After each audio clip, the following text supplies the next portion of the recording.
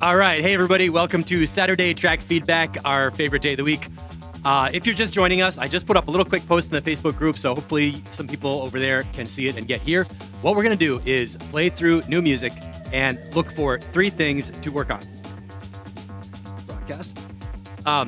What you got to do is 3 basic things in electronic music. Number 1, cool sound design, meaning your sounds move around. It sounds like somebody's tweaking knobs, and you can hear that somebody's having fun with the instruments, like the synths or whatever it is. Sounds are dynamic. They keep moving. You know, it doesn't just sound like a loop. Step 2 is along the same lines of not just sounding like a loop. You need to have a climax in your song structure. So your arrangement has to build up to a peak of some kind that takes people on an emotional journey up to the top of the mountain and then down the other side. Even if it's ambient or chill out, you can still have layers that develop to a climax emotionally. It doesn't have to be about a cymbal crash or a loud climax, but just something that travels through time, all right? Time travel. And then, of course, the third thing you have to do in electronic music is drop some bass in the mix. So we talk a lot about that with kick drum, sub bass, how to get the mix sounding right, and then, of course, having the mid-range balanced, nice and crisp, a wide stereo field, and all those little mix details that come in with that. So those are the 3 things: sound design, song structure, and the mix. And we're playing tracks from Discord. Right now, I'm starting it off with a new release from Mindbender that came out, I guess it came out in right before Christmas. Embryonic Rave thing. He brought that through the track feedback process. We heard some versions, asked him about the process. He told us a ton of hot tips about how he makes these tracks. And everybody's like, oh, how do you do that? How do you do that? How do you do that? So I wanted to just show this off as our intro music. And right before I close Discord, I'm waiting just 2 minutes to see if anybody else drops a last-minute track. So let me just do a quick little promo. We are doing a special membership drive right now in the month of January. You can sign up for only $15 a month to join us in Discord, submit your tracks for track feedback, and get them into our live streams, which is really cool. Our track feedback community is amazing. Since I have Discord open, I can show you. The way it works is this is the Discord server. Discord is like think about like an airport, and then you go in there and different gates for different airlines or like different servers. So here's like the Ableton server. Here's the Mixtexture server. A little bit like a website, a little bit like Zoom, a little bit like Skype, totally different application. Discord is a different program. So you get Discord, and when you join, you can see we got new members. You know, you got little plays to see new people coming in. There are all these channels down the left side. Channels you could think of as threads. And in Facebook, you can have a post with comments underneath it, which is fun for just throwaway stuff. But when you're actually trying to search a comment that came up last week, or you're trying to find a thread that's on a topic about mastering or something, it was hard to find them on Facebook. It got disorganized. Things get buried in the feed. You can't find it. So on Discord, it's really cool because we have all these categories of things that people are talking about. And you can go back to ongoing conversations and just follow up and keep going and search links and find references and everything. It's super cool. There's all these channels about, you know, sound design, mixing, mastering, and those are open to the public. You can join our Discord server for free and be part of these conversations. But where it really gets heavy is in the feedback channels, which are genre specific, meaning whatever track you produce, you can post mixes in that track and people know what BPM to expect, what genre to expect, what style to expect, what audience you are trying to play it for, and then they can give you feedback that's going to be really helpful. For example, house tracks, you know, if you're a psytrance producer and you come in to give comments on a house mix, you can understand, all right, maybe it's not going to be 12 minutes long. Maybe it's not going to be all acid leads. Maybe it's going to be more of like, you know, whatever. It's a way to get accurate feedback that's going to help you with the music you make instead of getting some crazy feedback from somebody else who's like a jazz drummer and they're like, oh, your drums are too loud. You know, that's not useful. So when you sign up for the track feedback group, you get access to all these channels on the side unlocked, and you can post tracks, tag the track feedback crew like this, create a little thread, and get custom feedback on your music. Like you can see on the right side, there's a post on top, and then there are the comments underneath it. People are using timestamps, making recommendations, making suggestions, and the value of feedback, I cannot emphasize enough how powerful it is to get feedback from other producers. Even basic stuff like they're using different speakers and they're in a different room, which means the mix they hear might be different from what you hear in your headphones or in your acoustic space. So it's really, really valuable. It's like taking your mix and testing it in the car, in the club, in a restaurant, outdoor at a big system, and on headphones. But instead of you doing all that, you have all these other people to do it for you. So they just listen to your mix, give you technical feedback. And then of course there's all the creative stuff where we're like, oh yeah, this made me feel great, or oh, this was a little boring here, or you know, keep going, don't give up. It's a huge supportive community. I can't hype it up enough. It's really just like my favorite thing. Is there 11:55, Mindbender. This is a perfect example. Been struggling with inspiration for the last couple of days, but I got to work. Effort turns into something else. I think the mix is done, but I would really like to hear your opinion about this one. Absolutely perfect. So we're going to pull this out over to SoundCloud. And I think I'm so glad I just looked at Discord because now we got that track. And there we go. So I am going to officially close Discord, mainly to keep the audio interfaces from glitching because Discord tries to take the audio interface sometimes. And I don't want to nobody do that. And then the last thing that makes track feedback really cool is I keep this spectrum analyzer running just like this. So as we're playing a track, you can see the track name, the timing, the waveform, and a spectrum analysis of what's happening in the frequencies.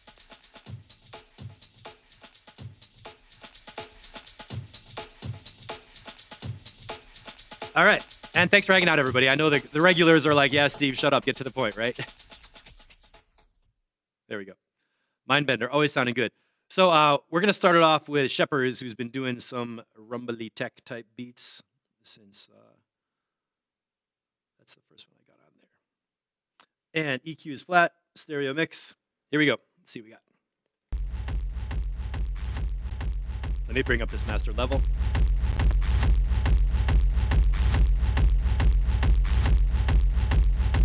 Okay.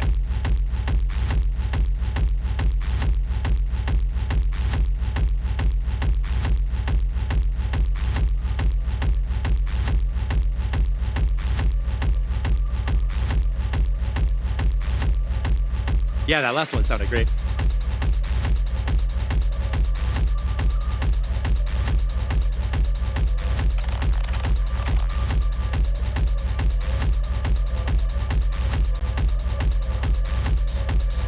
Turn my headphones up.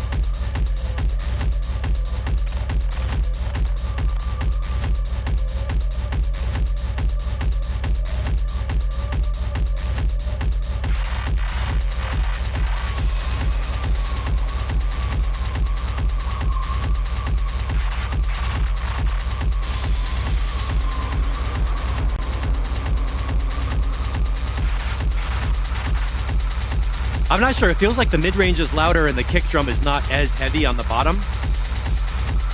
I can feel that it's big, but just relative to the mids, it doesn't feel quite as big as some of your other stuff.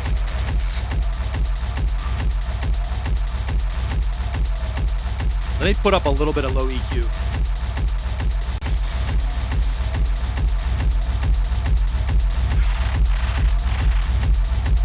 Because we want that nice and heavy on the bottom.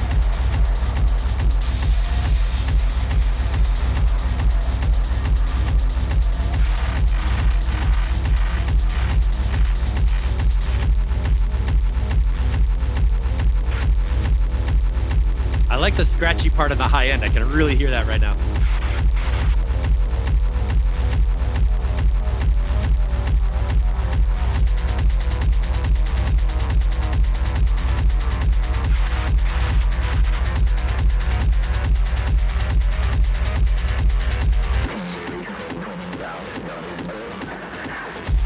That's super cool. That little distorted vocal in the middle.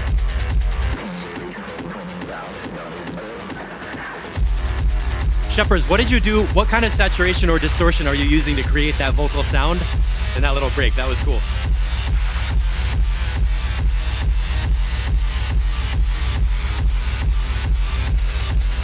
I forget if I asked you that last week. Same question. Got a little hi-hat on the left side.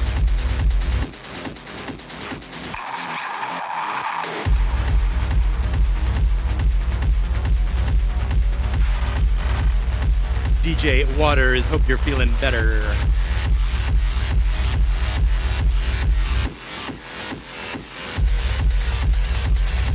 Oh wow, Soundtoys Echo Boy. That's cool. Really good stereo width on the hi-hat and the cymbal. I can hear like that space.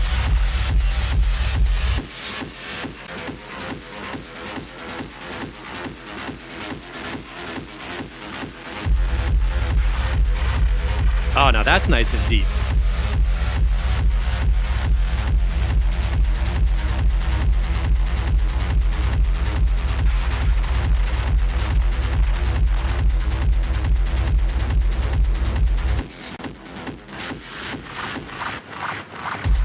Yeah, reversed vocal bursts are great. Comment from DJ Waters, reversed vocal bursts are great for breaks and transitions. Totally agree.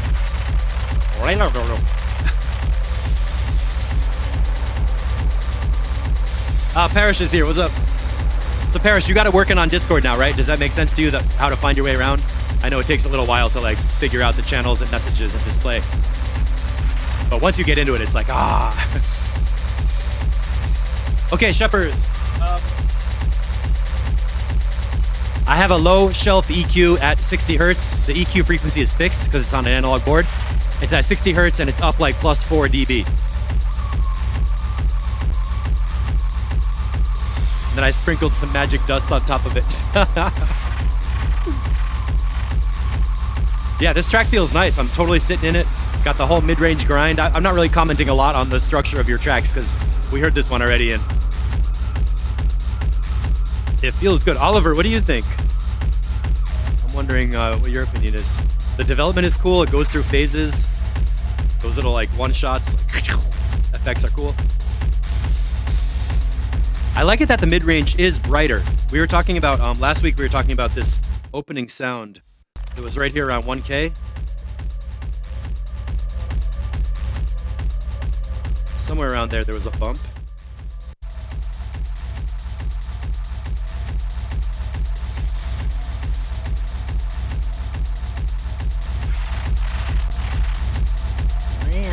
It's like a subtle little layer. All those little ones in the mids are popping up nice. They're just bright enough, but it's not too grating, because sometimes metallic sounds can be too ear-piercing. But these are good in the mids.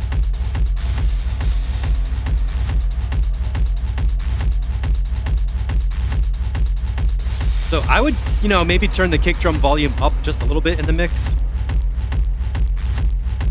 Or possibly, this is pretty much done. It's ready for mastering. So you could put it to a mastering engineer and ask him, hey, give me a little more on the low end to bring it up, or make one more mix with a little bit more of the kick drum pressure.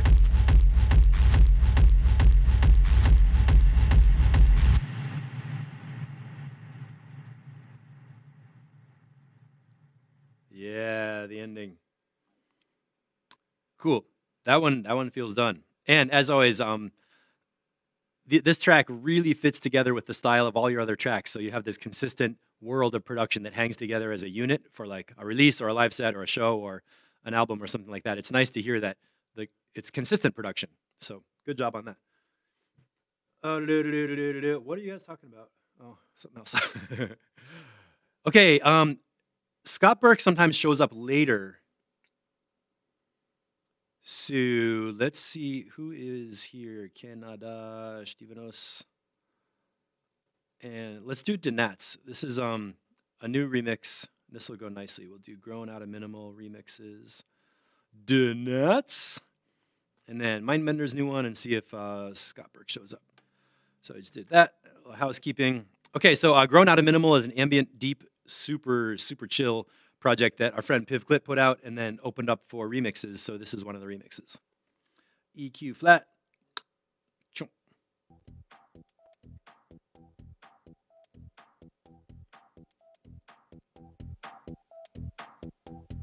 Okay, sounds like a pre-master version because it's real quiet, which is okay.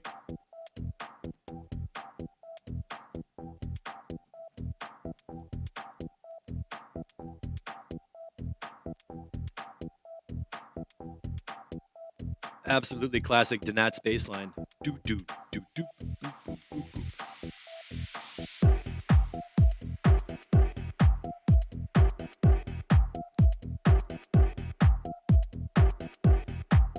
And I think Pivclit said that there's like almost nothing left of the original on this one. Is that this track?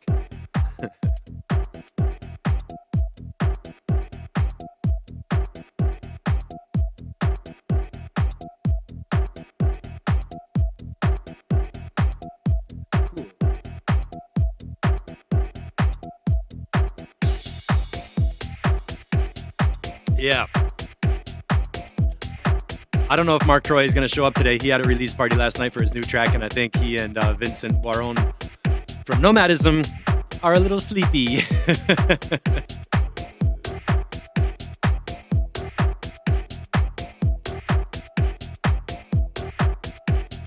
This is cool.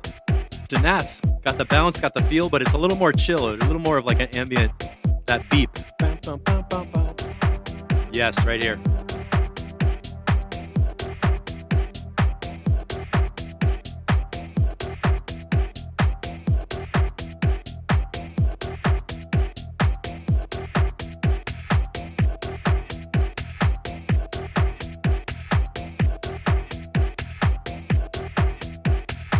Getting hypnotized. Hey, Caesar, I didn't see a new mix from you today. Do you have something new?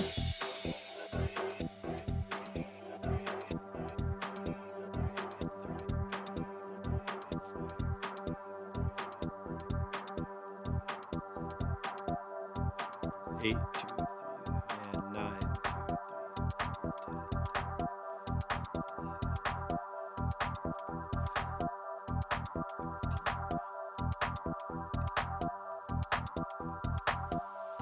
16. Okay, 16 bar breakdown. That's perfect. Oh wow, Linda's here. Hey, how you doing? Happy New Year. Cool. That was a nice build-up. It was simple. It was 16 bars. We led into it. Let's just listen. What did we use to get out of the breakdown back into the beat? A sweep and a crash. Absolutely simple.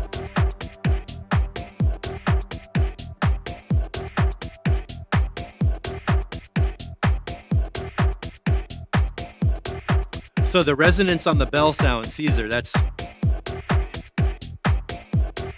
I'm seeing that one peak at 692.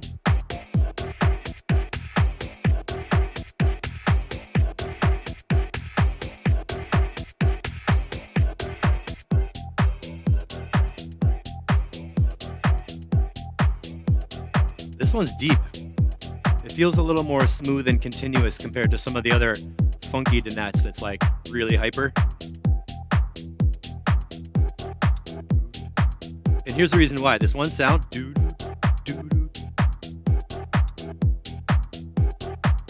there's a continuous feeling in this low mid-range sound.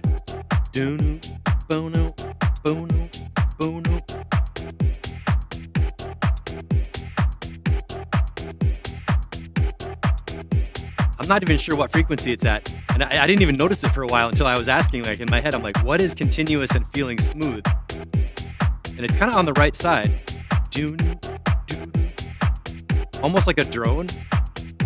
Really predictable. Keeps you riding in the beat. So all the bouncy, choppy stuff is like happening on top of this platform of like smooth. Okay, Caesar, if you get it uploaded, please send me a SoundCloud message to Mixatexture on SoundCloud. That's the best way to get tracks while I'm streaming so I don't glitch anything else we have found. Yeah, like around 800 or 600. It could be a little bit of a peak. That's hard with a sound like a bell where it's pure tone, where that's the only frequency. There's like no overtones or anything. So it's like EQing it is almost the same thing as just moving the volume fader up and down. This sound too, that long, slow pad really goes well with the Denat style. It just gives you like a filler in the mid-range, and then all the other stuff is like bouncing around up and down in between it. This is good. Really goes well with the, if you know the original, this is like a nice complimentary remix. Beats are sounding good, stereo mix is sounding good, low end is looking good. We're gonna go back and look at the bass line at the very beginning. Oh, well, here we go. I still think that Denats, you could clean up your bass lines. For example, this one, the bass line doesn't need to have anything below 80 hertz because your kick drum is so big down to there. Let's just go back real quick. This bass line has a little bit of a sub peak down at 42, which is like one octave below. And in general, I think your tracks will sound cleaner and get better if you put a high-pass filter up to like 80 hertz and then let the kick drum have that whole bottom end. And when you do that, you could actually turn your bass line up a little bit and you'll get the low end pressure. You'll feel the kick drum. They'll fit together really nicely. And I'm kind of using this as an example for anybody else. It really helps to put your bass line on a spectrum analyzer, see where the lowest note is happening. What I do in Ableton is I put my mouse on the line where I'm looking at the thing bounce, and then I read in the little box to see the frequency. And that tells you what note you're looking at and what frequency to put your EQs at to cut the extra low end crap out of your bass lines and then fit your kick drum together so you get the zipper in the low end. I know I'm talking over the track, but we're in the outro portion, so it's like a nice mix out section. I like this track a lot. It's like smooth, continuous, and kind of spacey. Sounds coming and going, beats coming in and out. This feels done. This feels really good. It's very clubby. And that clap has a lot of heaviness on it.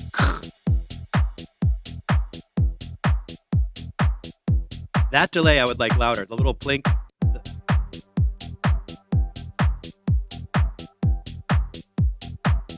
That little bell sound I think could be a little louder. Because that delay effect is super cool. You guys hear that?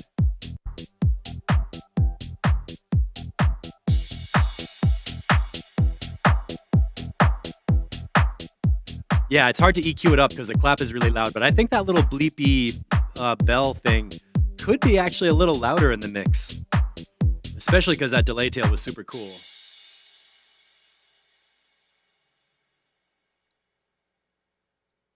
And I love it. He left the tail of the crash cymbal to go extended all the way to the end. If you saw yesterday, I did a production workshop on how to prep for mastering, and I think the first thing I said was don't cut off the tails when you export a mix. Drag the loop region past the end of the blocks that you see on the screen. A bunch past it. It doesn't matter if you go 10 seconds or 30 seconds past it. It's better to have silence at the end of a track than to play a track and you have a crash cymbal and then it just stops and everybody gets like dropped off a cliff. Tenka just got sucked totally into it. Hypnotic, great groove. I agree. Adam, Danats, this is great. You nailed it. I don't think I have any suggestions. Oh yeah, the little bell lead, maybe a little tiny bit louder, and then the sub bass line, EQing your low end slightly. But again, those were not problems that they didn't make it unplayable at all. Those are just, I'm kind of reaching for stuff to advise about. Now this one is passing over. I think this one, I'm not, okay, let's play it. 16 minutes, yeah. Let me check one thing here.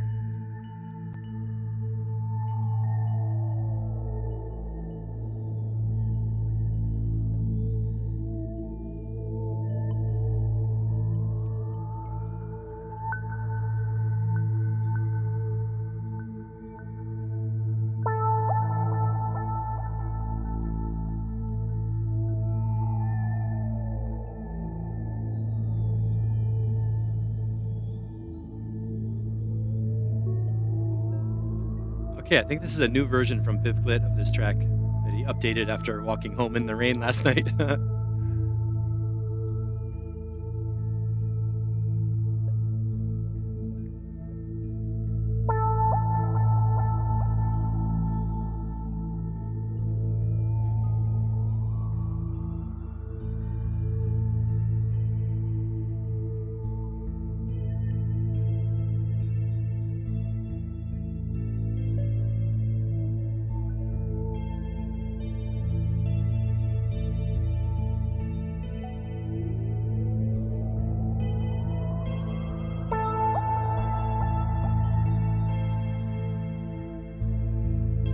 Definition of ambient spacey.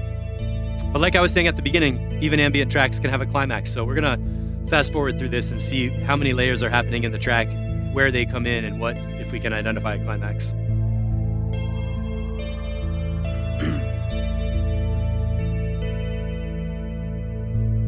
It really feels like it's growing, right? It's like creeping up.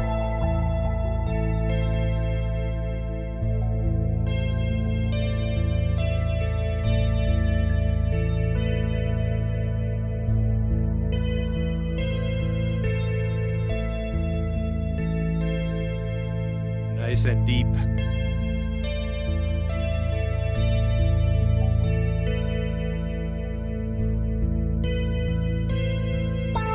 Oh, Oliver, good comment. Yeah, like the end, make the end of the track similar to the beginning on this one so you could loop it for infinity. Even DJ Waters. Okay. So we kind of established a melodic theme with those pings. We got the world of sound we're coming from. Let's skip out a little bit and see. This looks like we're approaching a kind of a breakdown and a build up again.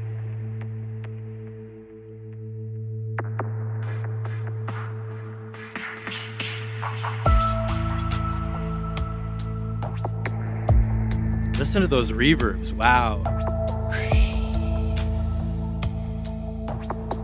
Yeah, very spacey. Linda, ambient rules. Right.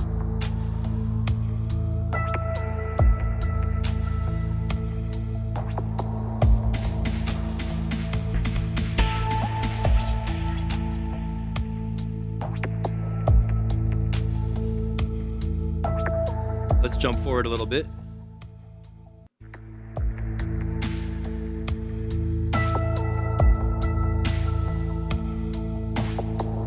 Okay, so it's like baseline beats, some lead synths, and a lot of sweeping effects going on. Let's go back to here.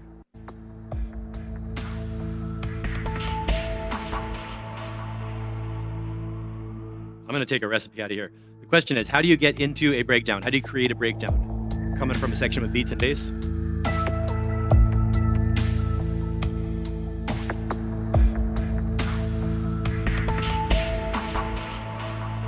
All right, there was a drum roll kind of thing. It went dunk, dink, dink, dink, dink, kind of a breakbeat pattern with little chopped up pieces of the beat.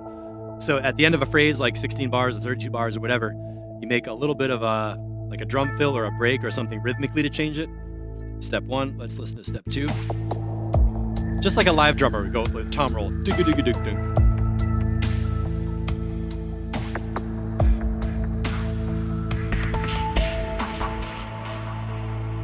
The drum fill went into a ping pong delay, so ping pong.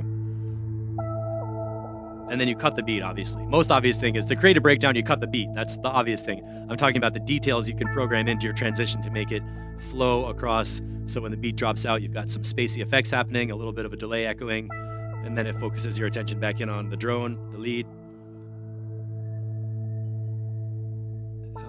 What else is happening in there?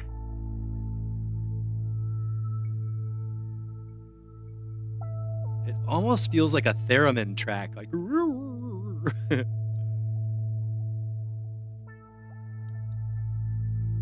well done. I hate skipping, but it's a long mix. Aha, bringing back the opening melody. So thematically, you introduce a melody, then you go into bass and beats, go into the breakdown and bring the melody back so we can anticipate the melody dropping with the beat. That's good structure.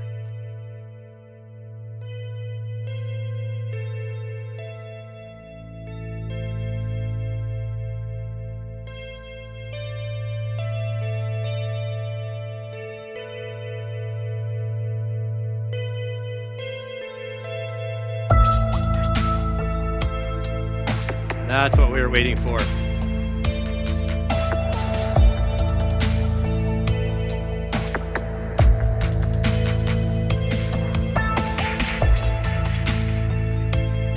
Absolutely sucks you in.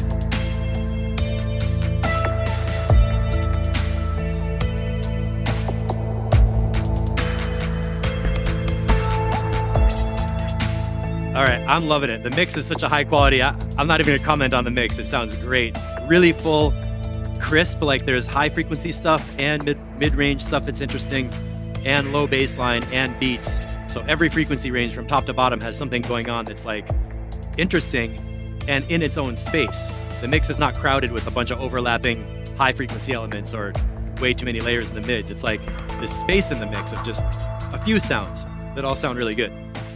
Let's do some structural stuff, because this is something that people ask about all the time, and I like analyzing it and figuring it out. So if you look at the form, let's say we have basically 3 sections, where section 1 goes out to 5 minutes, and then the beat drops. So section 1 is intro, then we get a section of beats that leads into that breakdown. So that's like section 2. Then section 3, around 11 minutes, we get kind of like the main drop.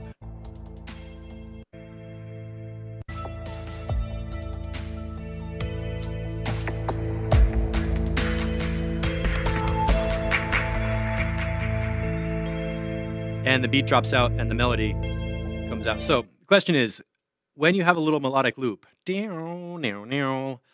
how do you take a melodic loop with a bass line and turn it into 16 minutes of music that still sounds good? If you just had, and this is something you do when you're remixing, like the heart of a track is usually not the drums. It's usually the bass line, the melody, the beat, the chords, the vocal.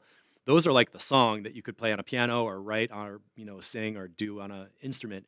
And then the remix is like different beats, different tempo, different genre, even pushing it out of tempo to a different genre. But when you have a melody, usually it's a melodic loop. And you can't just loop it forever because it gets really boring and people are like, come on, I mean, maybe you could loop the notes and then filter the shit out of it with low pass filters and LFOs and do sound design like synthesizer stuff. So if you had a synth playing a loop of MIDI notes and then you spend 5 minutes tweaking the synth, that's going to be interesting. That's where sound design turns into creating the flow of the track with the buildups and the drops and everything. So that's one way to do it. But another way to do it is just structurally having an intro where we got like the world of sound at the intro, and it creeps in and you realize you're hearing this melody that's almost coming at you from far away, right? So section 1 is the intro, just establishing the melody and putting us into the world of sound. And then there's a breakdown. Section 2,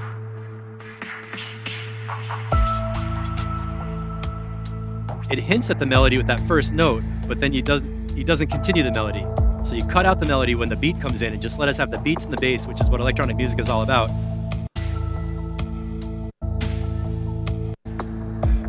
Until the next breakdown. Whoa. Deep. And then the original melody comes back in.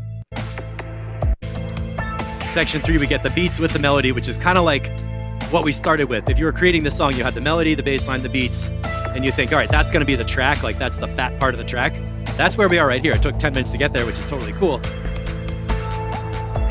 And, oh, Pivclit's here. Oh, cool, Mr. Melvis is adding guitar right now on it.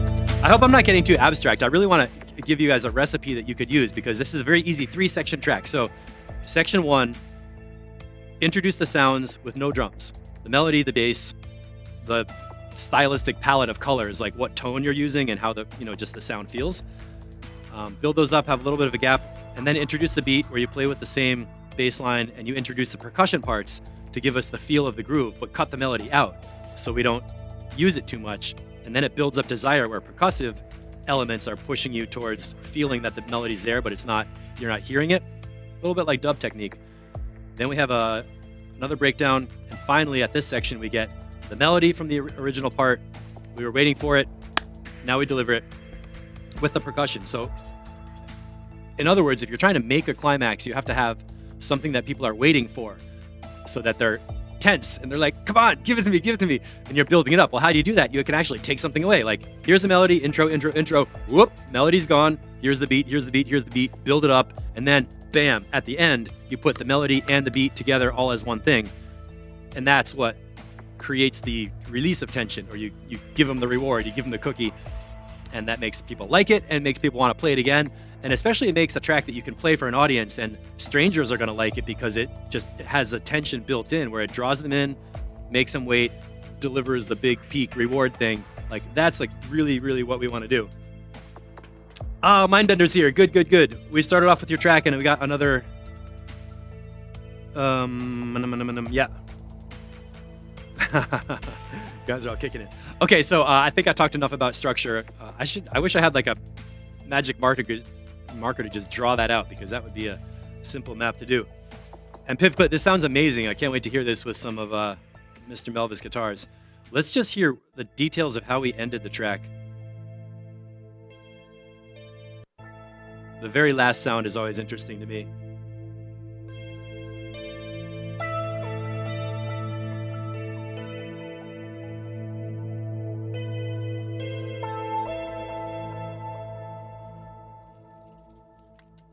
That's interesting. The last note of the melody was the first note of the melody. Speaking of looping the track so you could play it again.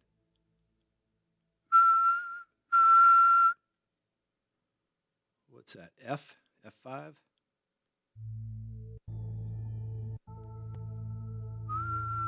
Yeah. End as you did begin. Also good compositional technique. I should be teaching this stuff. We did Shepard's, Pipclit, excellent. And I don't know if you heard at the beginning, but I already said, I was like, I don't even have any mix notes to comment on. It just sounds so good already. So that was a good one to explore concepts of song structure, creating tension and release, making a climax, build them up, drop them off. Time for some mind bender. Dun, dun, dun, dun.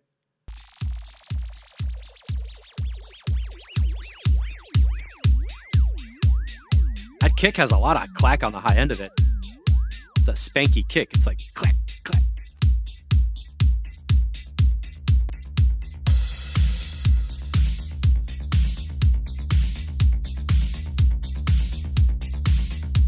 All right.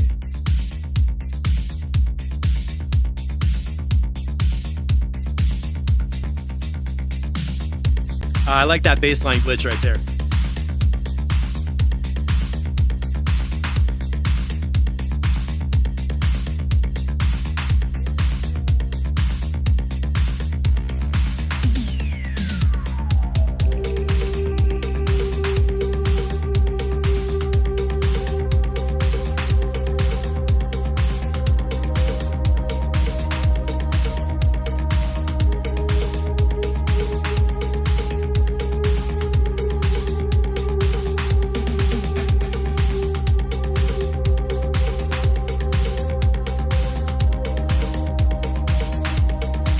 I was just looking at the original post. Looks like 4 days of sound design on this one. Dark disco acid. So right here the beat feels good, the kick drum feels natural, it feels like it's sitting in place, but at the beginning of the song, the kick drum felt too bright. I don't know if that matters.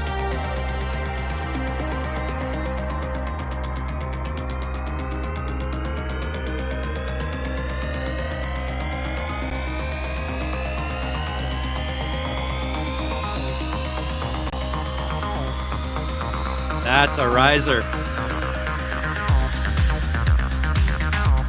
And the acid line coming in. All right. I want to ask a question. Where did that riser sound start and what did it come from? Was it a totally new sound or was it made from something we already had in the track? I heard it started way back there.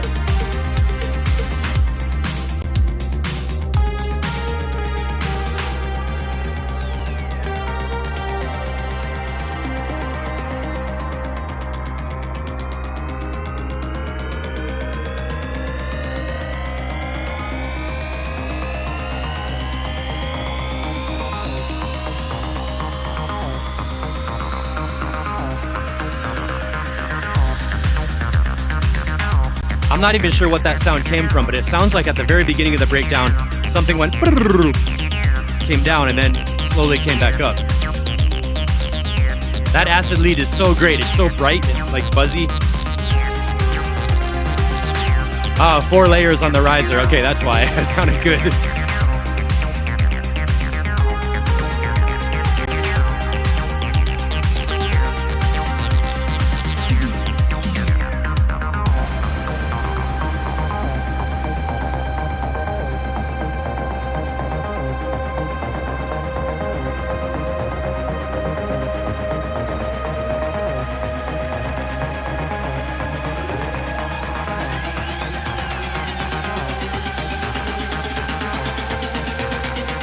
Oh, with the snare drum triplets.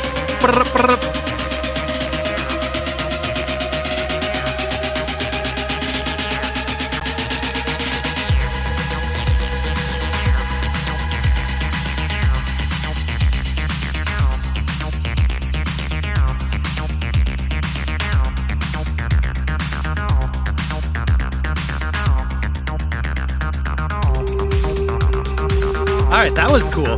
Here's something you don't hear very often. We had this big build up and a drop, but the kick drum was alternating. Not on every beat. Kick, kick, move. It's not a 4/4 kick yet. Like the beat dropped, but the kick is still empty. Kick, kick. And we're still waiting, and then the 4/4 kicks are gonna come in here. That's a good little technique. Subtle, but really effective.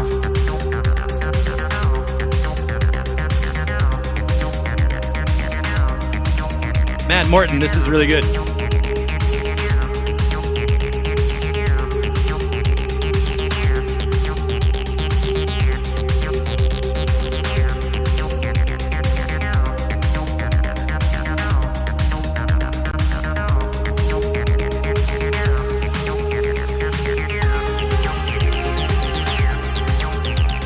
Big synthesizers.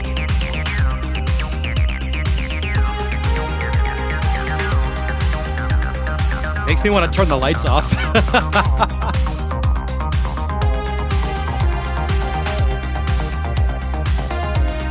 Oh my God, Linda wants to have a gun.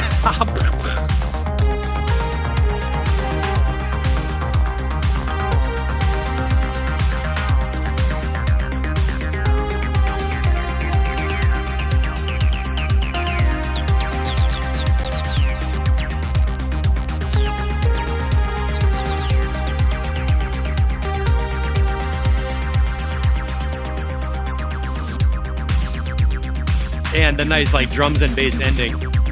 Wait, what was that drum break?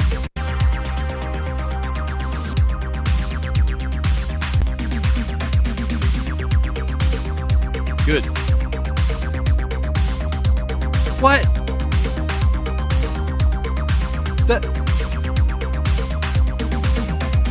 You're putting cowbell in there for real?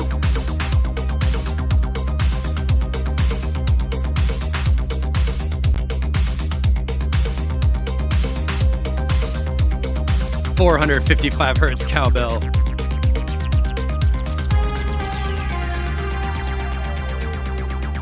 Yeah, you gotta rest your ears after you tweak a track all day, but I think you got it pretty well in shape.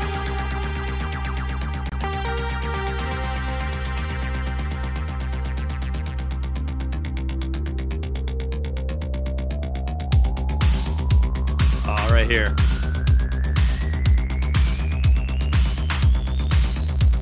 Maybe that snare drum reverb could come down a little bit. It's kind of papery. Like, shh. Oh man, Oberheim. Nice, nice, nice. Yeah. Is that a one rack unit one?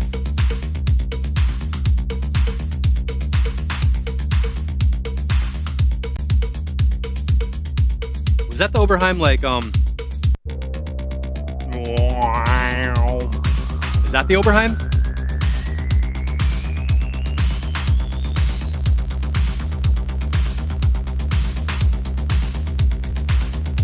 Okay, let's go forward again.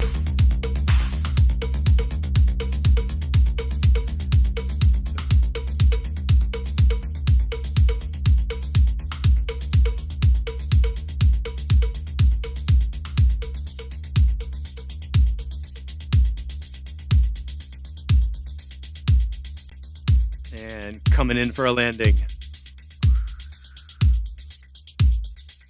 Oh, good, I got it. Yeah, that long, slow, sweeping thing was like gritty.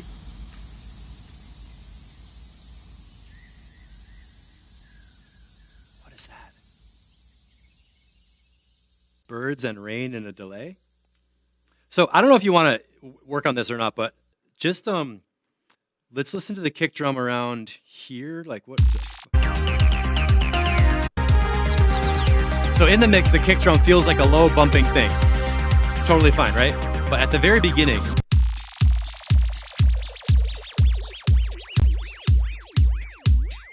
it really has a lot of click on the front of it. I think it's interesting that when the mix is in, that high frequency thing doesn't appear in the mix.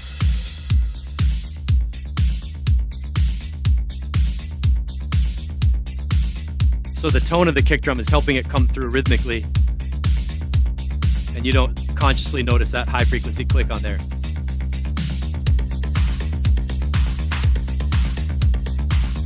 Yeah, total 80s energy, man. Digga, digga, digga, digga, digga, digga, digga. Like the evil villain on a Knight Rider episode. Okay, don't let me play this whole track again because I can feel I'm getting into it already. Morton, good job, man. Bring that back for another tweak. You know, snare drums and reverbs are a matter of opinion, but you could maybe take the snare drum reverb just down a little bit. And I didn't have any other problems. Maybe, but you know what? That ending thing with the birds and the water, or found sound noise. That was really cool. What if you put some of that background noise in here? Jacked up some little birdies in there.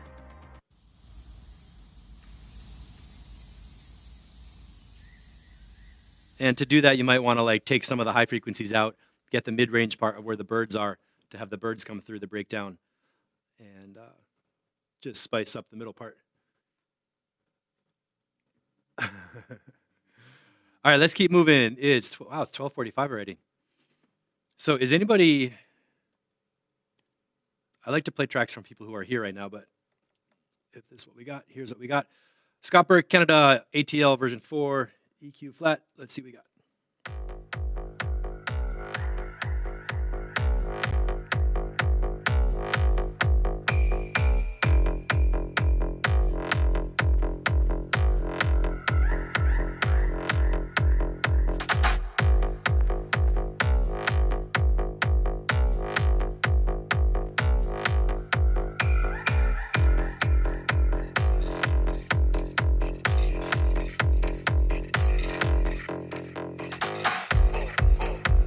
You're only doing the sound effects on the crash at the end. That's legit.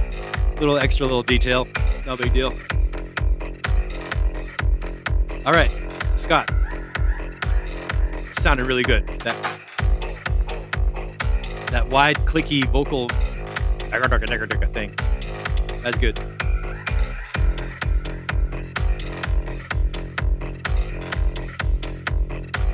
Hey, what you trying to do with all that? I got a good idea, come sit it on my lap.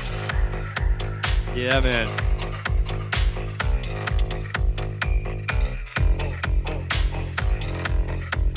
I almost feel like this track wants to go faster.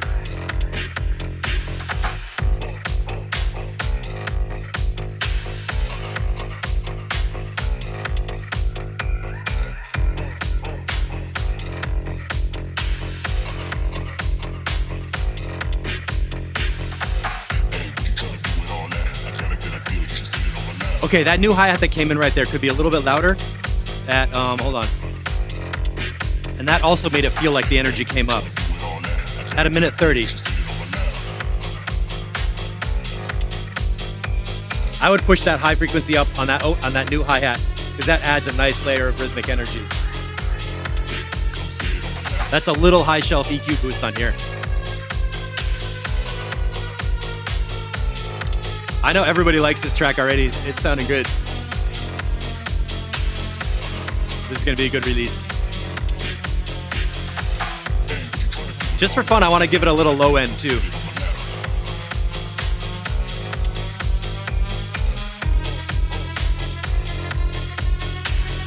As a DJ, I would turn up the low EQ on this one when I was playing it.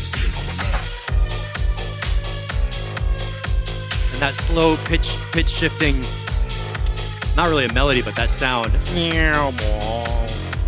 That's fun. It's great how with electronic music, you don't have to have like chords and a melody. You can just have sound that's like bending.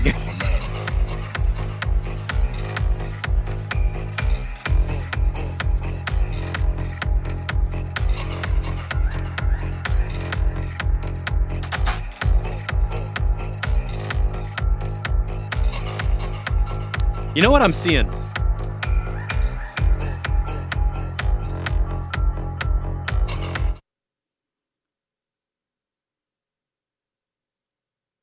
The kick drum, I was trying to feel, why do I want more kick drum or more low end?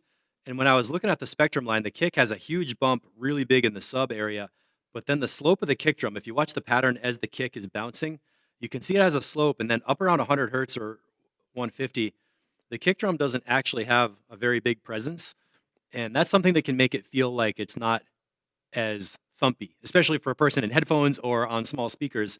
So what you can do to fix that is go to your kick drum, put in an EQ boost around 120 hertz, and give it just a little hump so that when people are listening on a smaller system, there's more of like that body of like the knock in the kick, because the sub is going to be, it's going to be like deep, right? Like lift you up and down.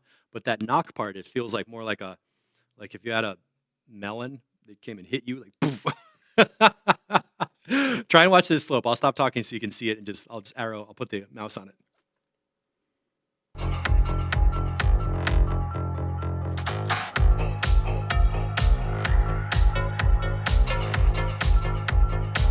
And there's a lot of space for the bass line right there around 100. But you could layer in a little bit more of like a 125 or 130 hertz on the kick drum to just get it like clonk, clonk. And as always, try it. I might not be right, but that's what I'm thinking would be cool. These bleeps are really cool. That reverb space of like bells or something, that's very cool.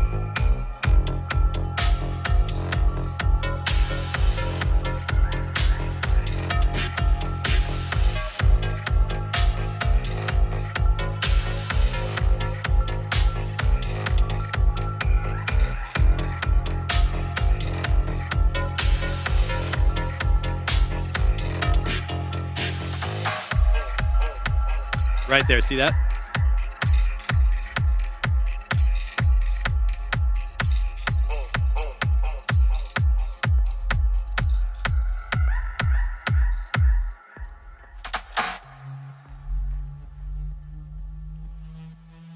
That almost felt like the end of a track. And then we come into the big build-up. Thanks for hanging out with me on a Saturday, everybody. Hope you're having a good day. Nice weekend.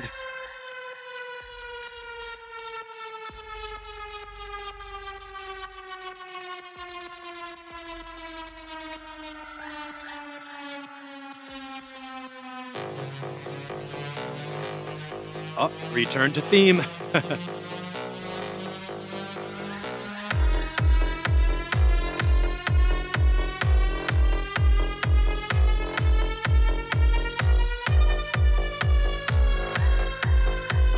So now we're building tension by having the kick drum and the bass line, and we're waiting for the beat instead of waiting for the melody. And waiting for the vocal, I guess. I got a good idea, come sit it on my lap. Hey, what you trying to do with all that? I got a good idea, you should sit it on my lap. Yeah, I think your percussion layers could come up a little bit. The hi-hats in general, Scott, could be just crisper and louder. The vocals nice and bright, the synths are nice and big. Those hi-hats could really come cutting through there. And what I would do is put them in a stereo drums group and just bump it up or maybe compress it and add some makeup gain. That was glue compressor. Mindbender, maybe a ride cymbal in the break. Yeah, you know, think about that. Try it, see if it sounds good. Caesar, yeah, 60 to 100 versus 30 to 40. Got it.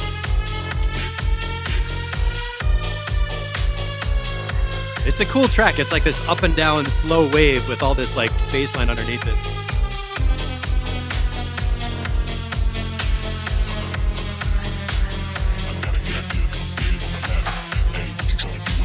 Okay, let's see how we get to. Let's see how we get to the ending. Nice delay. I'm such a fan of delay. It adds such a nice thing.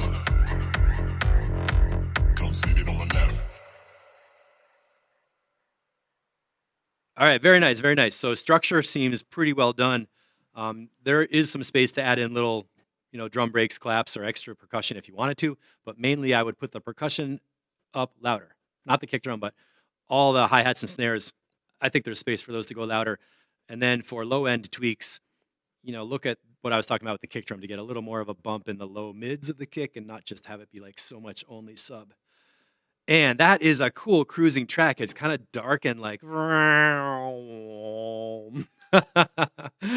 dig it. I especially like this build up, long build up, came in with the kick drum, came in with the bass line, and then the kick drum, and then the vocal and the beat.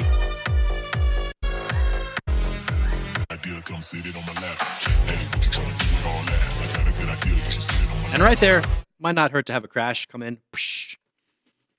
So, all right, cool. Let's keep it moving. Oh, Canada, another one. Fall for You.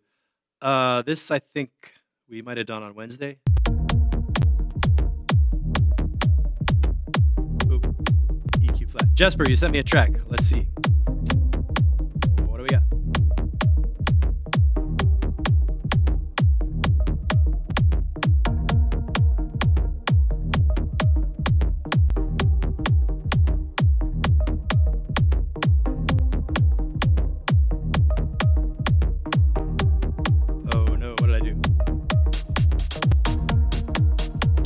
Okay, I'm gonna pause that one. I'm not sure if that Fall for You was a new update.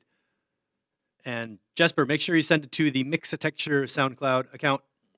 I just got one from Caesar at half an hour ago. But not the Steve Knotts Mixatexture because I'm not logged into that. The other one is the one that gets the ads. This is the pro account that doesn't get as many ads, thank God. So blah, blah, blah, talk, talk, talk. Hip Hop Jam 2021, EQ flat. Ooh, low end flat. Here we go. Caesar, thanks for sending that in.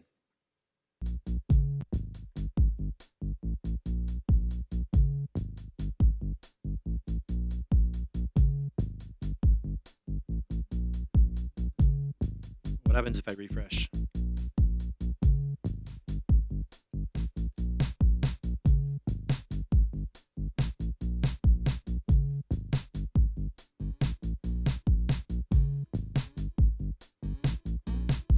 Aha!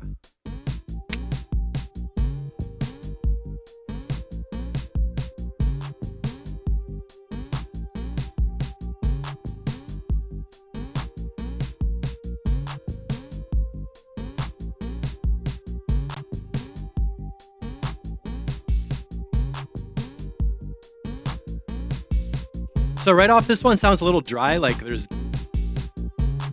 zero reverb on that clap. Like, so we could use some drum reverb to just get a little space happening. Here's me putting on reverb.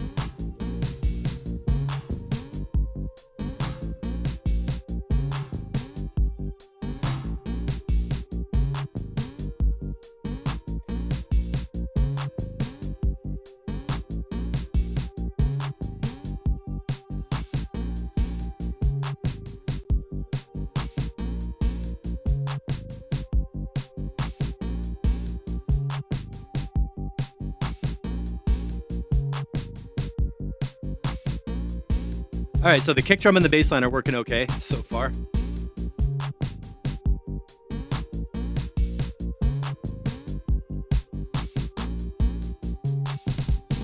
Something about it feels a little bit empty, but I'm not sure what.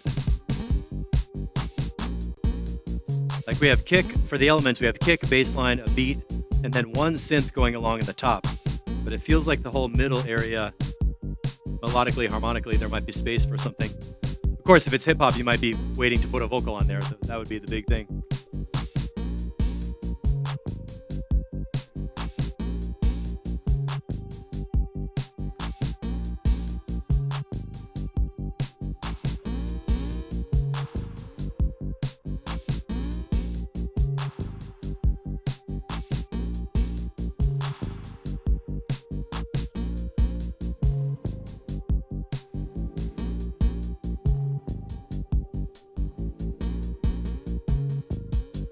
There's some delay.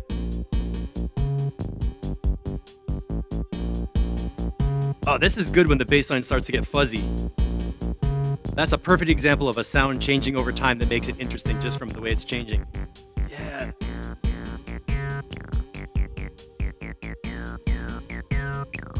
I think I might detect the Mindbender influence on this one. Yeah, when you start tweaking that bass line, it gets super interesting.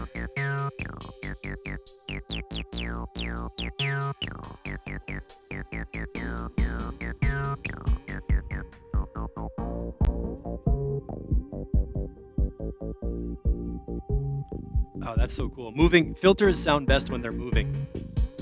It just brings you right into a world of sound that's like, wow.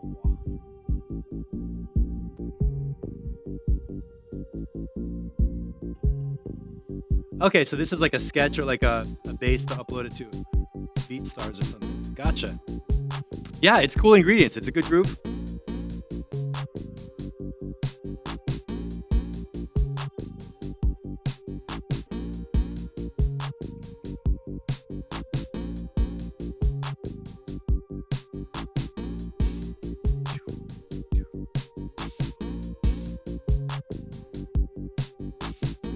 Now, actually, it feels like the bass line's a little too quiet. Let's roll it back a little bit, because back here, as the tone is changing, it was getting louder, right? Test my rapping skills. I'll start by keeping my mouth closed. Okay, exactly right here. Volume comes up, tone gets fuzzier, gets louder, or more present, like more high frequency comes in too. The frequency goes up. So this is kind of an example of how you create a climax just by tweaking one sound and bringing it into the front when you didn't.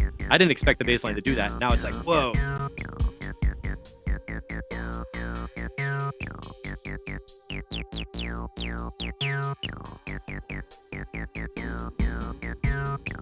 And I can hear reverb on that hi-hat back there. Or was that delay?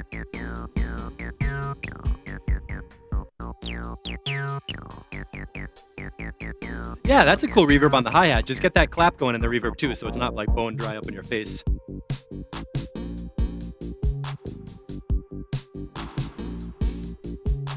That one was me. And how do we get out of it? Ooh. The bass line is cool too. It's like a dubby kind of feel. You could almost feel like that stepper vibe. You know, if you that is cool. That's a cool track. Yeah, I see what you're doing. So mix a texture rap, take my lesson audio, put it on a beat. Once upon a time, there may have been some shows with Steve on the mic. Nobody knows. And now I ride my bike. Oh shit. Stevenos, Room for Destiny. EQ's back to flat. Oh, cool. So that was analog type EQ and onboard effects from a TR6. So that's like a live jam where you're, that when you started tweaking that synth bass and getting that acid arpeggiator sound, that brought the track together for sure. I like it. I like it. All right. What do we got? 4 days ago, 5 minutes, 1 o'clock. Oh, that feels good right away. Look at that kick drum. Bumping right in there like an elephant.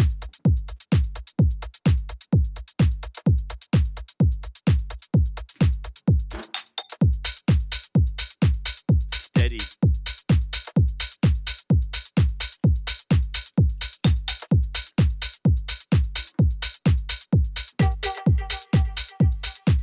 Who was that?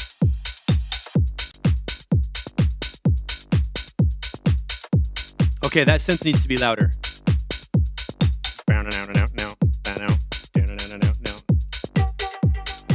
Whatever that low frequency synth is needs to come up a bunch.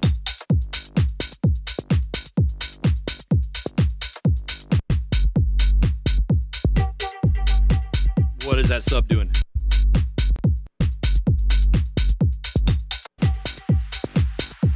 Oh man.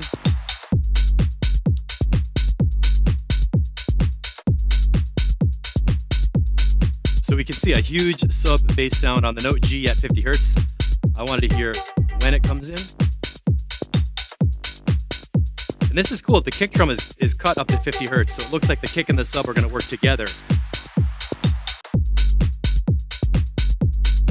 I'm guessing he might have picked a kick drum that was tuned to the note G at 50 hertz because this sub feels like an extension of the kick. It's not competition. They're not fighting each other. They're really working together. That's probably my favorite tactic for low-end mixing is just get the kind of harmonic percussion elements of the sub range combining.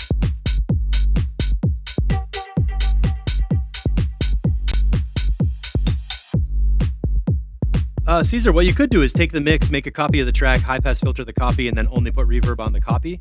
So you don't get reverb on the low end, but only, or like basically send it into a reverb, EQ the reverb so there's nothing under 500 hertz or whatever. Then you could put some reverb on the drums on top and not have it on the bottom. Look at that low. Whoa, that's cool. Dink, dink.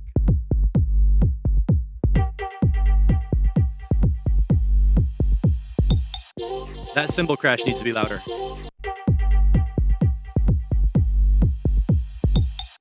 As a riser, those can really come up really nice and loud.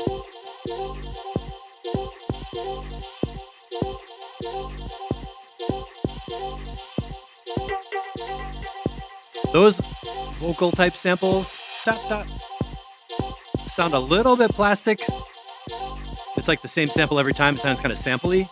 I wonder if you could change that or edit or use a different piece. If there's like, you could develop that sound a little more so it's not exactly the same every time we hear it. Just simple variation in your sound design can go a long way to keep it so it sounds like you're, like I said before, like somebody's doing something to the sound. It's not just triggering.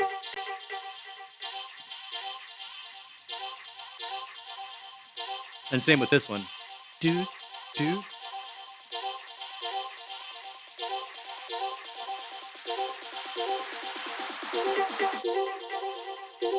2, 3, 4. All right, let's count that. We had a false drop here. 2, 3, 4. And that snare drum build could be louder here.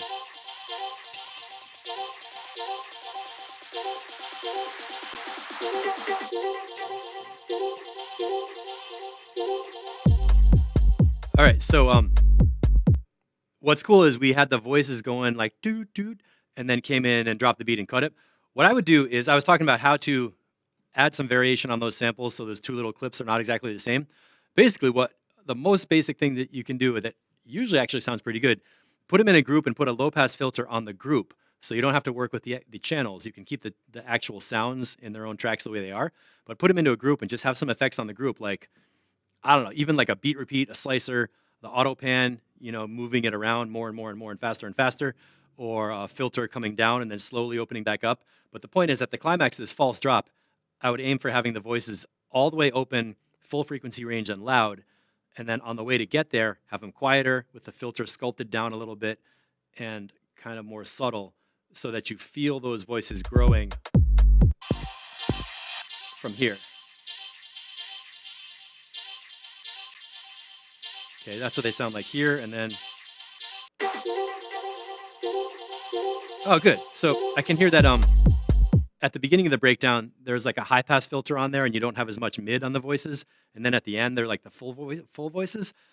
I would actually reverse that, where start at the beginning and have the full range voice with all the mids and the lows and everything, and as you approach the drop, have the high pass filter come sweep up so it gets wispier and wispier, feels like it's going up in the air, build up, so that at this part, it's really thin and wispy. And then when that kick drum drops in, the energy comes down and people are like, poof, and it drops you back down. Hope that wasn't too much info. And don't bring it back right away, that was too soon. Yeah, let it be just bass and beats at this part.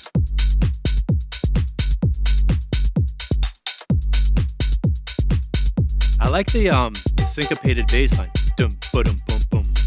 Dum ba-dum bum bum. Has like that tribal house feel. Yeah, cool. So the mix is pretty good on this one. I made a couple notes on sounds that could come up. Sound design is cool, and we talked about how to use sound design to affect the feeling of transitions and build-ups and stuff. So I dig it. I like finding these little recipes and tracks and coming up with stuff to do. How do we end it? And then a mega boom. Yeah, Tenka. All right, kind of an abrupt ending, but works for that track. Cool, Steve Notes, nice job. That sounded really good. That's playable. That's already playable because the beat is so tough. The beat and the bass line are so good on that one that the track is already playable. And everything else about the sound design, the voices, the sweeps, the build-ups is just going to be the candy to make it come to a higher peak. So it'll be better than it was. Ben Hunt, Amber version 2. Tenka's here. Let's play 17 minutes ago. Oh my God, so fresh. EQ flat, here we go. Whoa, that came in like from like outside my headphones.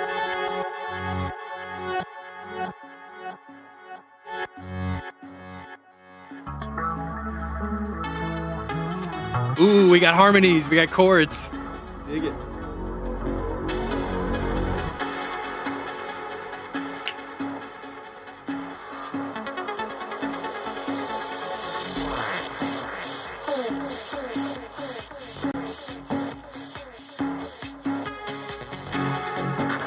Ah, the beat came in backwards. I thought the downbeat was somewhere else, and now it's like...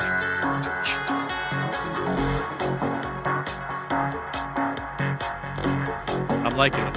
Is DJ Waters still here?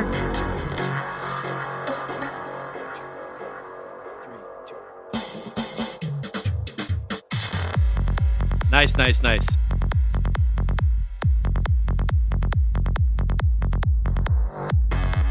Look at those notches right there.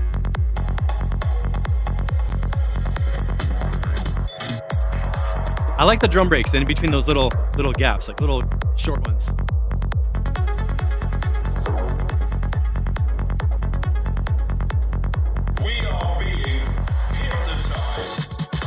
That vocal could maybe be a little louder. I didn't quite understand it the first time.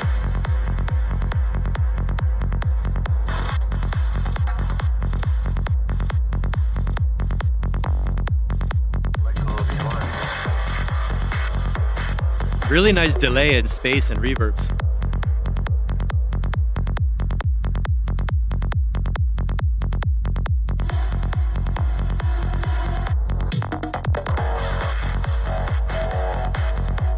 Ooh, look at that high frequency in the hi-hat. It's like chink, chink. 11.6. Yeah, Tenka, huge and wide for sure, man. Solid.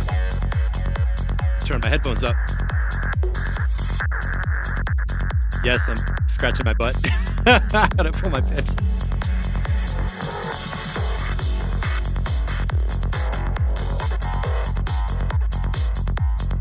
Yeah.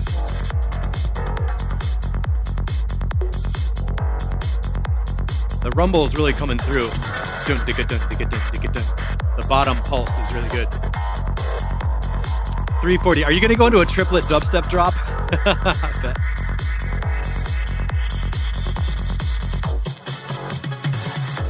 Those drum breaks are amazing. I want to hear that again.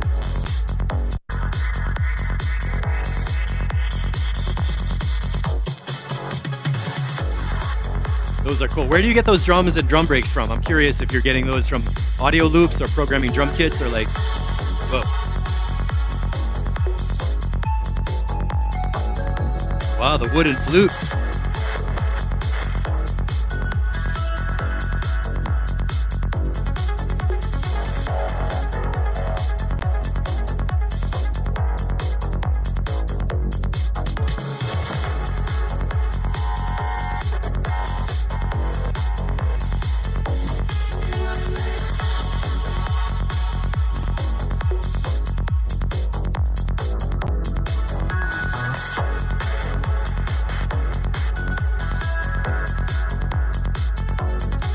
Good, yeah, this is like around the right moment to bring in that vocal lead thing or something. Kind of ready for a new element.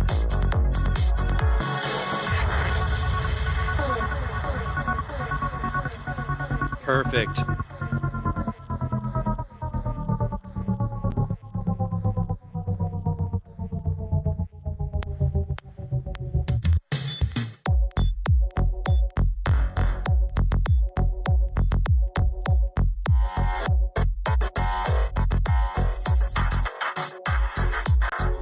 Time travel.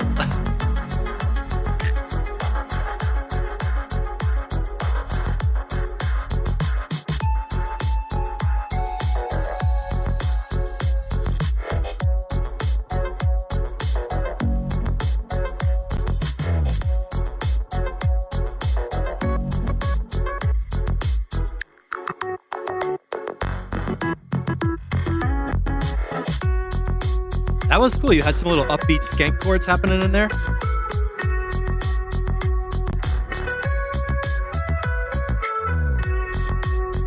Nicely done, man. Yeah, Morton, I agree. The melody, the space is like crisp and clear, and every single sound sounds loud. That's what space is all about.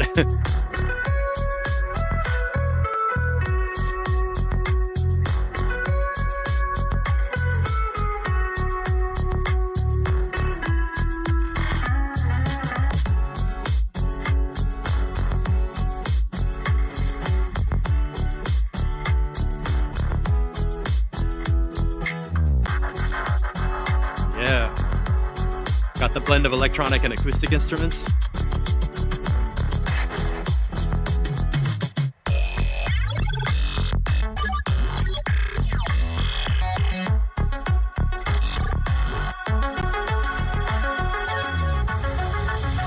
So much good sound design happening in here.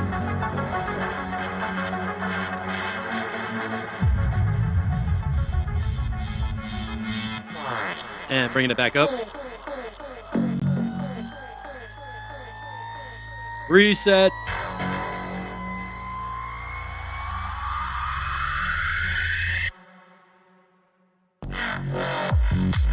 Okay, everybody can start beat matching the next track.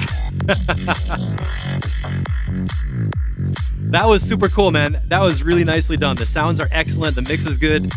Everything was cool. I didn't have any problems with like any of it so far.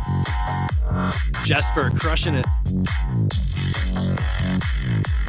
The only thing is some people are going to complain and be like, oh, the track fucked up my set, slow down. But as long as you know that's happening, it can be really cool. I was sort of imagining an outdoor space with like hammocks and all kinds of colored lights and bamboo, and then, you know, outdoor dance floor where people could really slow down and be like, whoa. I think people would come with you on that slowdown, I mean. Especially because the psytrance crowd can be a lot more open-minded than the club crowd of an indoor house techno party.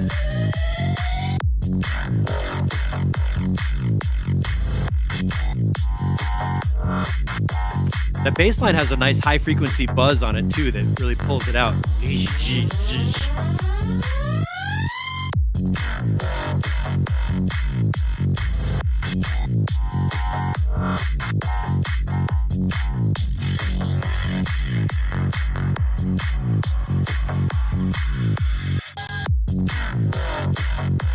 All right, now we're kind of coming into the ending up.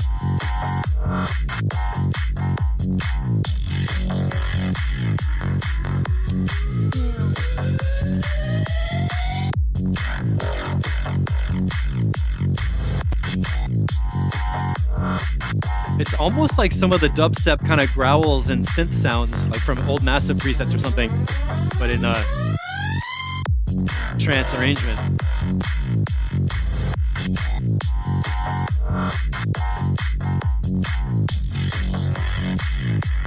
Yeah, I could hear a new track coming in up underneath this one, right here. You might want to start peeling some layers away and kind of reduce it so we feel it like coming to the ending. Because the last minute felt sort of like it was just a loop, not really an ending. Yeah. Super cool, man. Nice work. I'm impressed. Everybody's impressed. Lemonade Renters Insurance. Ah, damn it. Shut up. Close the window. Finally got hit with an ad. Morton, feels like 3 to 5 tracks in one, but without losing the theme. Yeah, so the beginning opened up, it was electronic. The elements that felt like a different surprise to me was the wooden flute, like the panpipes, or, you know, the wooden flute, the vocal thing, and then the acoustic guitar. So I think there is space for a little bit more of that vocal sooner, so that, like, as we're approaching the 100 BPM section, the vocal is there first. And then the guitar was sort of all by itself in the middle. And it worked and it sounded cool. It also felt extra, like I was like, oh, I didn't expect a guitar. It sounded good, it worked, but you didn't really need it. So if you end up feeling like you ever want to simplify or cut something out, you could do that. Amber version 2. I'm just saying, I don't feel like the guitar didn't feel like essential, but it kind of worked, so it was all right. Ben Hunt, version 2, after some mix updates.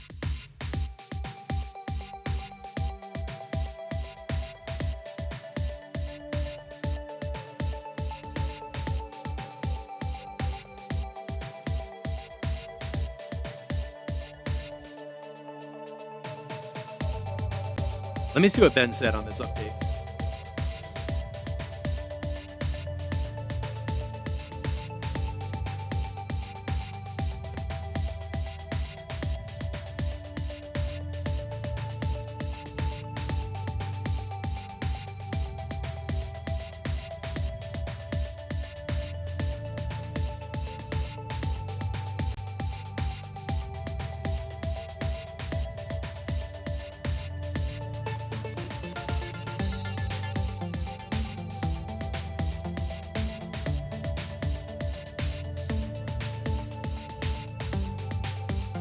Yeah, I'm glad I just looked at that because I agree with what Oliver said on this one that there's one too many kick drums.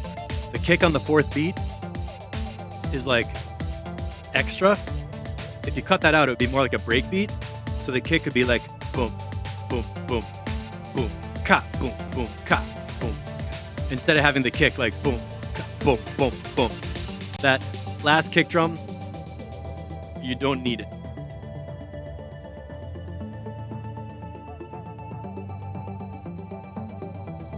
And then the other mixed notes were about turning up the synths and the mids and not making it quite so bass heavy.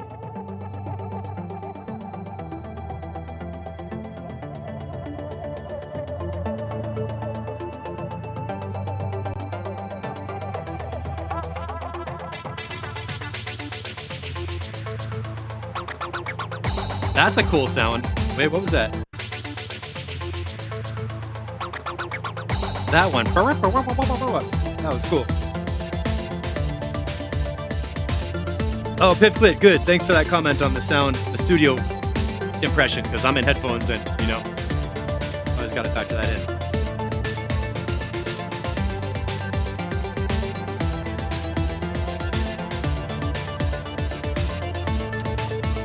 Yeah, this one has a kick drum kind of fighting a bit much and would be better without one of those kick drums.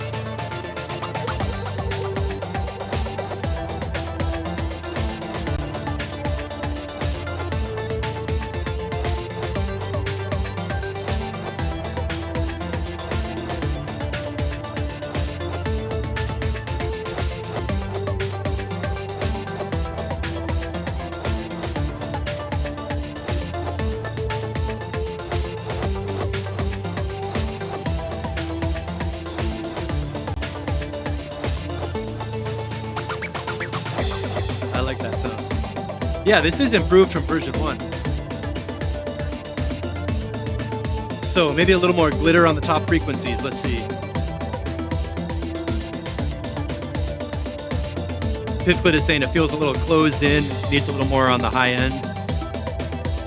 Which to me, I think the synth could come up louder. That sparkly synth, like the high frequency part on that, to go with the hi-hats and make the high end like sparkling, crisp.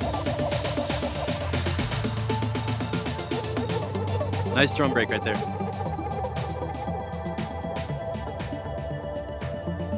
And the vibe is just cool. It's like smooth, right? Meow. Meow. Meow. Fly in my airplane.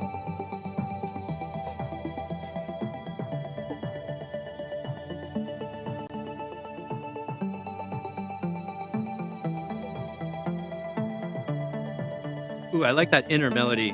Do, do, do, do, do, do.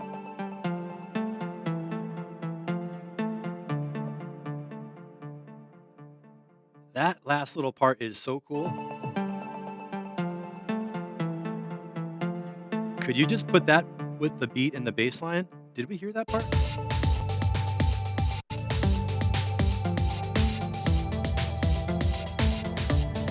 Okay. I didn't notice that melody line, that inner melody, until the very end. And it was so cool. I wanted to hear that just by itself with the beat. This?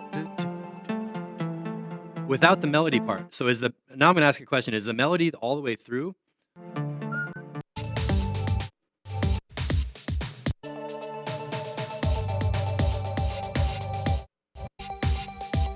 Okay, here's the melody.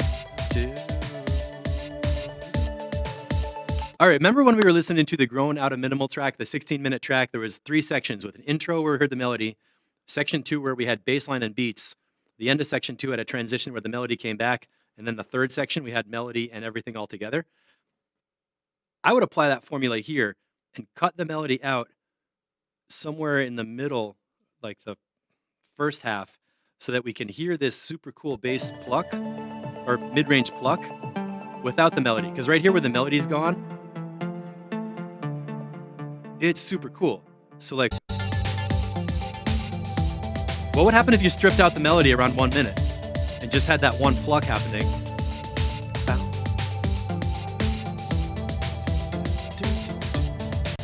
Yeah. You could totally cut the melody out for a little bit, because we got melody.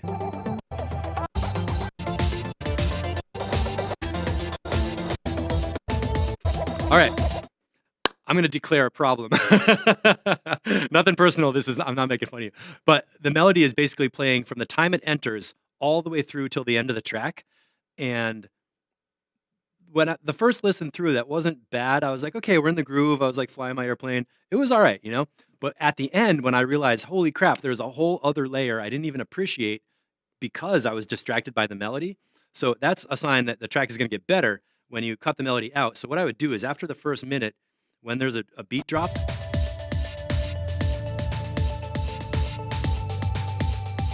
with the drum break, it was somewhere around here, I think.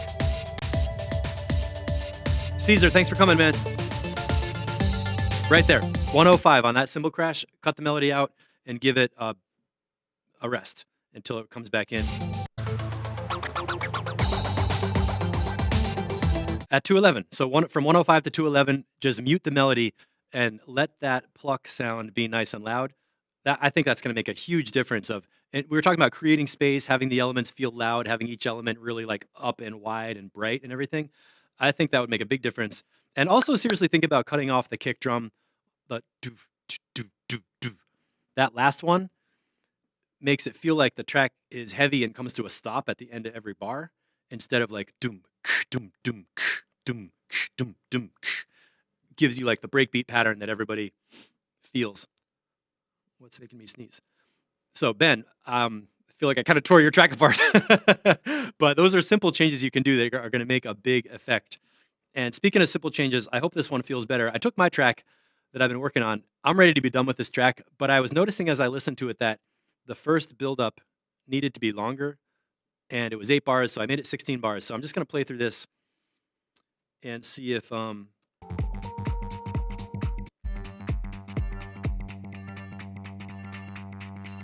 that feels.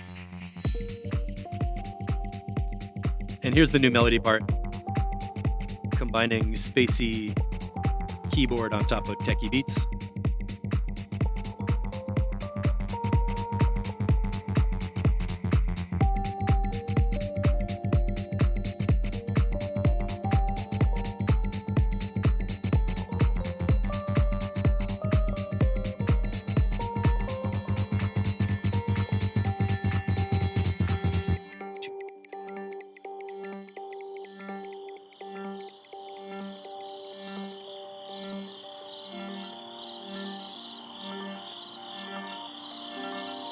Yes, I count on my fingers. That's 8.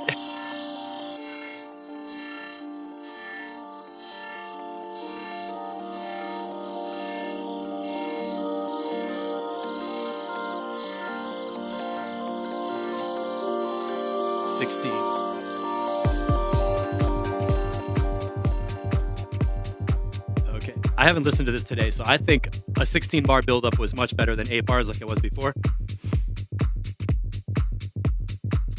And in comparison to what we've been hearing, I feel like I want some more high end on this too. Okay, so this one is going off to Den mastering as soon as possible. And Pivbit, we can talk about that if you need to. And return.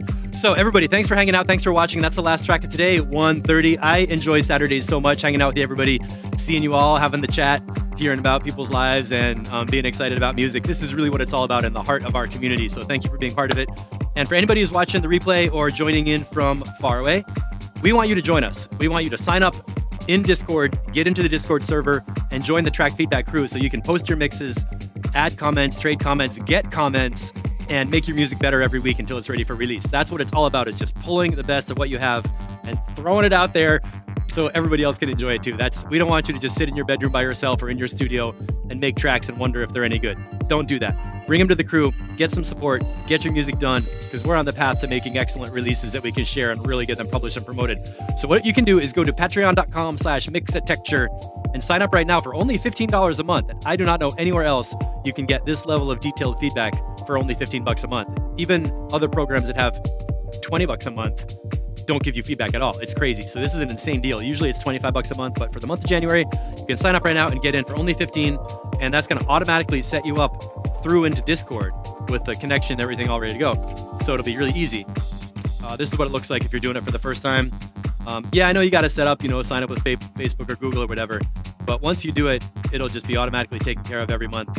And it helps me a lot to support Mixatecture, keep us going with live streams, make sure I have enough time to devote to the group to take care of everybody. And it's worth it.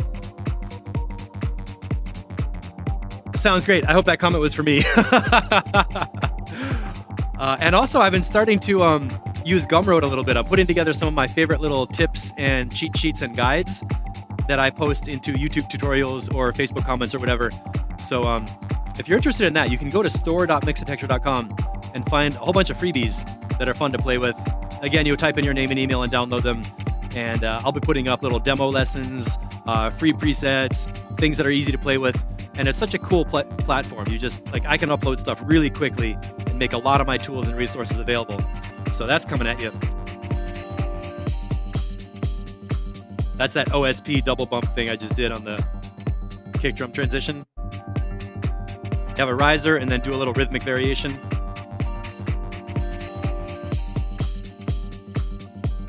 Crash cymbal going into the delay. And that's a chopped crash. That's not the whole crash tail. I chop the crash really short and put it into a delay. That's one of my favorite tricks. Don't steal my tricks. No, I want you to steal my tricks.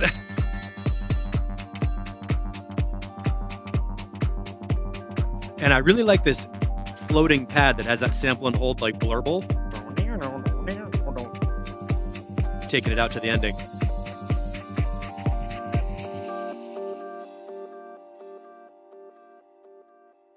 Just a little distorted grit on there, but not too much.